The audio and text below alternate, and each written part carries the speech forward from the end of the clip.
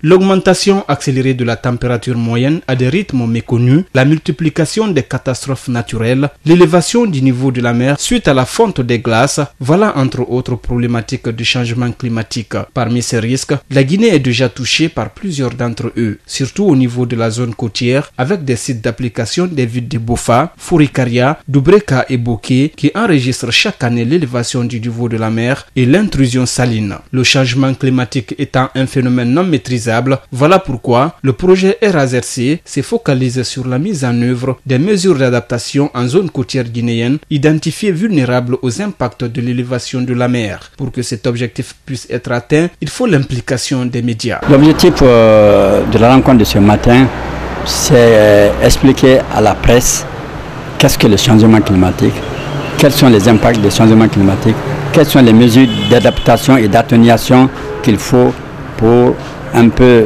atténuer l'impact du changement climatique en République de Guinée et surtout précisément en zone côtière parce que le projet là est dédié à la zone côtière. C'est le projet de renforcement de la résilience et adaptation du changement climatique dans les zones vulnérables de la zone côtière. Si rien n'est fait dans le renforcement des capacités techniques pour intégrer les risques climatiques dans la gestion de la zone côtière, cela affectera négativement le développement économique des ressources naturelles, particulièrement la mangrove. Qu'est-ce qu'il faut pour s'adapter? Il faut augmenter la hauteur des digues.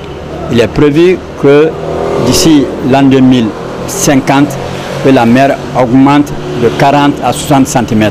Ça, c'est des prévisions. D'ici 2100, que ça peut atteindre entre 100 et 120 cm, c'est-à-dire 1 mètre d'augmentation du niveau de la mer. Et pour ça, alors, il faut d'abord, la première activité, c'est l'information et la sensibilisation des décideurs et des parties prenantes, toutes les parties prenantes, c'est-à-dire les acteurs à la base. Déjà, plusieurs actions du projet ont connu des avancées significatives grâce à l'implication des communautés ciblées, ce qui réjouit déjà le coordonnateur du projet. Je suis fier du fait que il y a déjà un effet d'entraînement. Si je vous dis que dans le document du projet, par exemple, il a été ciblé 15 communautés rurales de développement à être appuyées pour la révision de leur PDL. Aujourd'hui, sur les 15, il y a eu un dépassement et nous sommes allés jusqu'à 27. Et 19 autres communes ont envoyé des requêtes d'appui à partir du projet pour réviser leur plan de développement. 25 autres projets devant couvrir tout le pays sont en attente de financement par les bailleurs de fonds qui sont entre autres le gouvernement guinéen, le PANA, le PNUD et le FEM.